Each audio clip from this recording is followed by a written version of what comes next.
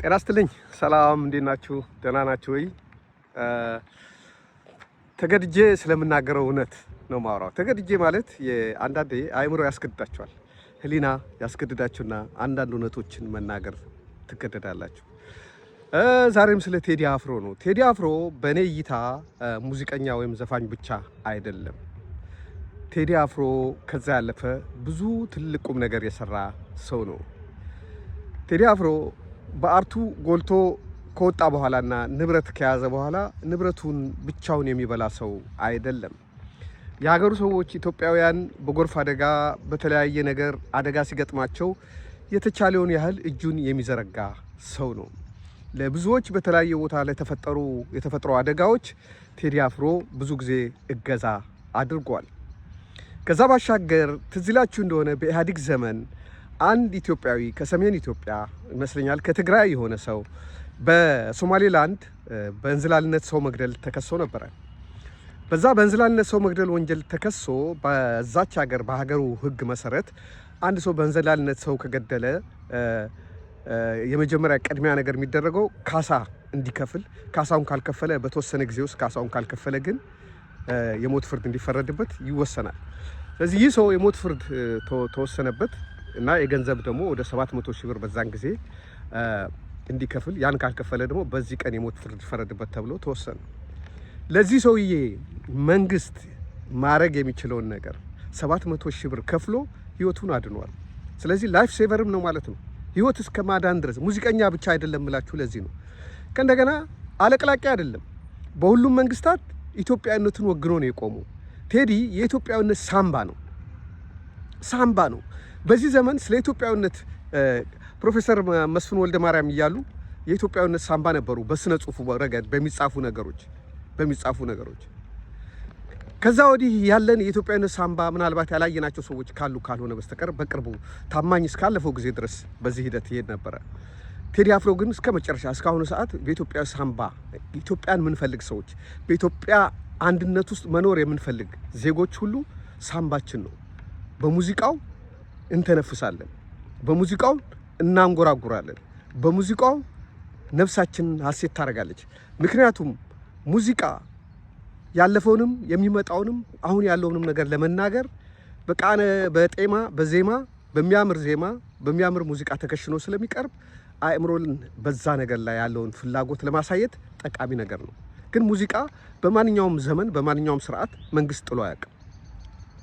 የመንግስት ባለስልጣኖች ሙዚቃን ለመንግስት ይጣልበታል ብሎ ለምን እንደፈሩ አላውቅም። በየትኛውም ሀገር ሙዚቃ አልጣልም ሰው።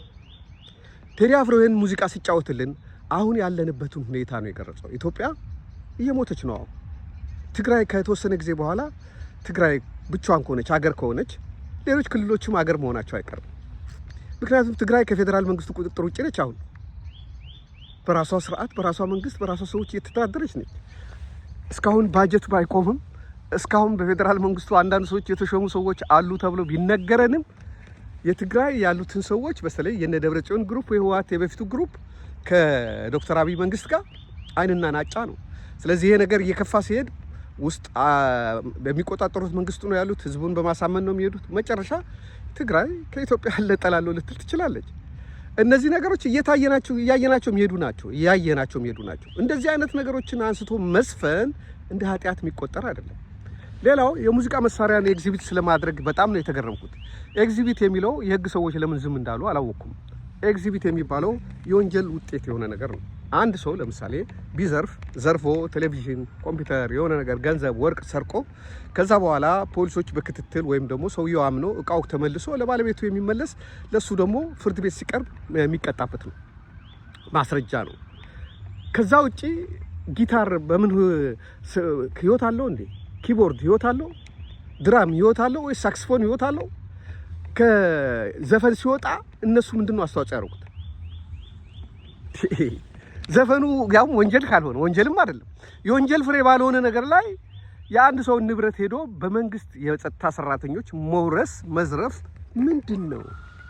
እኔ መውረስም አልለውም መዝረፍ ነው የምለው። ስልጣን ስላለ የሀገሪቱን ህግ ለመጣ እንዴ? የሀገሪቱ ህግ እኮ ለሁሉ ነው የሚሰራው። ስልጣን ላለውም ለሌለውም ሰው የወጣ ነው።